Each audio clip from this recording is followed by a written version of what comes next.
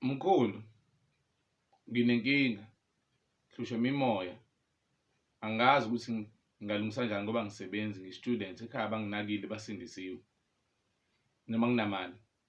Samakhandlela phela abantu abadala, elimhlophe, eli-yellow nelibomvu, hlanganisa ogogo, umkhulu, leli yellow limele ogogo, abanye bathi lihlanganisa iy'dalo, abanye bathi eley'thunzi. Thathe neli-blue lamakhehla noma elimophrofetha nelimhlophe libe phakathi nendawo.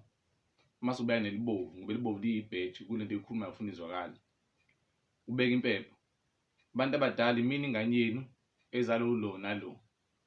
Ngiyabona ukuthi nihleli nami ngiyagula, ngiyavuma konke enifisa ngikwenze, ngicela ningiphe amandla ningiphe nemali. Manenza kanje niyangigulisa, ngicela ukugula kuphela. Ngifukuleni ngoba angisasebenzi, ngoba nginalutho esandleni. Ngisizeni ngihambe indlela enangidalela yona. Ngivuma konke eningipha kona if nginilekelele nibe right, nesipho ngiyasamukela.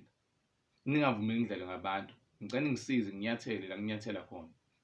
Vuma idlozi phela mawugula, khona iy'nhlungu zingeke zibe khona kakhulu emzimbeni uma ungakabi nayo imali yokubalungiselela. Shisa impepho uvuma idlozi yamawele futhi noma eyabantu abadala, kodwa ngingathanda eyamawele ngoba eyabantu abadala bebethathana too much ngayo. Niyangizwa?